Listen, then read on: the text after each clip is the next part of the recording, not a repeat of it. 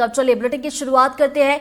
कांग्रेस प्रदेश अध्यक्ष जीतू पटवारी और नेता प्रतिपक्ष उमंग सिंघार ने प्रेस कॉन्फ्रेंस की।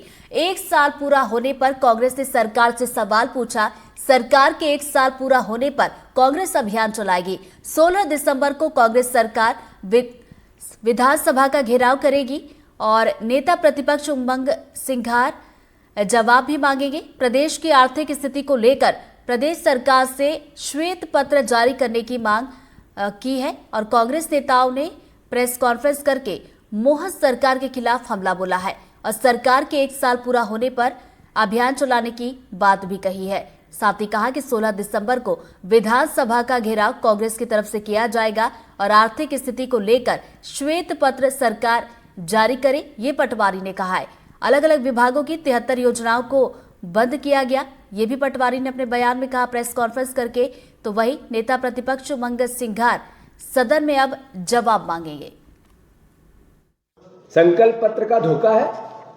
हम सरकार को जगाएंगे कि आप 3100 के दाम नहीं दोगे, 6000 के सोयाबीन के दाम नहीं दोगे, 450 का गैस सिलेंडर नहीं दोगे, बहनों को, लाडली बहनों को आवास की योजना का लाभ नहीं दोगे जो कहा है आपने। इसमें पहली से लेकर पीजी तक का मुफ्त शिक्षा नहीं दोगे, आप 6000 3000 लाडली बहनों को नहीं दोगे, तो फिर विपक्ष अपना काम करेगा।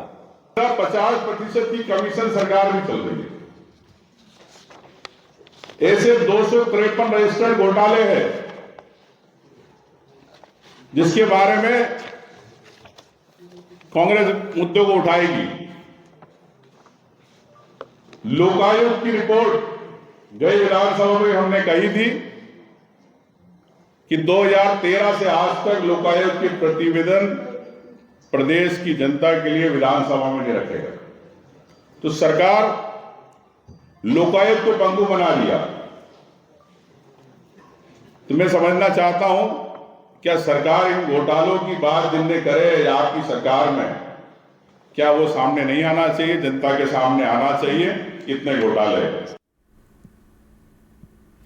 इस बीच भोपाल से बड़ी खबर, जहां पर कांग्रेस के आरोपों पर मंत्री सारंग ने पलटवार किया है।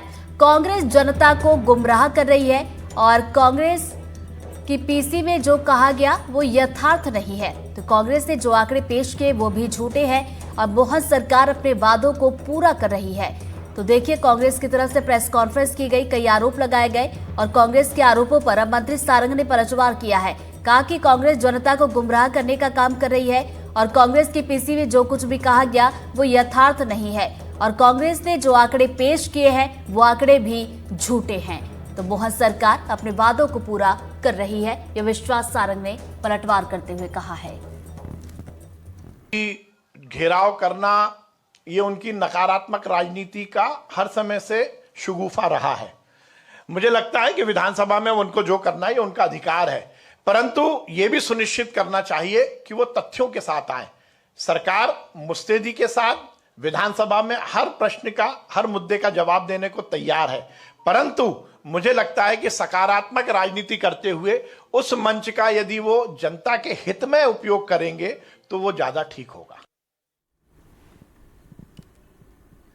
इधर पूर्व सीएम कमलनाथ ने प्रदेश में निवेश पर सवाल उठाए हैं कि सीएम बार बार बड़े निवेश का दावा कर रहे हैं। बीजेपी के पूर्व सीएम भी 17 साल तक इसी तरह के दावे करते रहे और ऐसे दावों की हकीकत जनता के सामने है। तो कमलनाथ ने राज्य में निवेश की हकीकत पर सवाल भी किए हैं और निवेश भरोसे से आता है, ये कमलनाथ ने कहा है। तो पूर्व सीएम कमलनाथ ने राज्य की कानून व्यवस्था पर भी सवाल उठाए हैं। तो देखिए, पूर्व सीएम कमलनाथ की तरफ से ये ट्वीट किया गया और प्रदेश में जो निवेश को लेकर मुख्यमंत्री मोहन यादव ने भी हमने देखा कि अभी हाल में दौरा भी किया था और निवेश को लेकर लगातार सरकार की तरफ से जो प्रयास किए जा रहे हैं, इसी को लेकर देखिए कमलनाथ ने निवेश पर अब सवाल उठाए हैं। कहा कि सीएम बार बार बड़े निवेश का दावा कर रहे हैं और बीजेपी के पूर्व सीएम की बात की जाए तो वो भी 17 साल इसी तरह के दावे करते रहे और ऐसे दावों की हकीकत जनता के सामने है। देखिए, निवेश को लेकर तो सवाल उठाए ही, इसके अलावा कमलनाथ ने राज्य की कानून व्यवस्था पर भी सवाल खड़े किए हैं।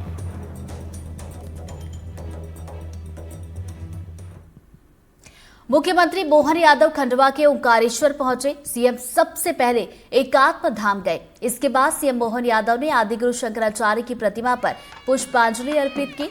सीएम मोहन यादव ने नर्मदा परिक्रमा यात्रा में भी शिरकत की। सीएम ने एकात्म धाम में चल रहे निर्माण कार्यों और एकात्म दर्शन की प्रदर्शनी को भी देखा। इस दौरान सीएम ने कहा कि एकात्म धाम सहित ज्योतिर्लिंग क्षेत्र को विकसित किए जाने में कोई कसर नहीं छोड़ेंगे। पहले 12 साल में एक बार तीर्थ यात्री पहुंच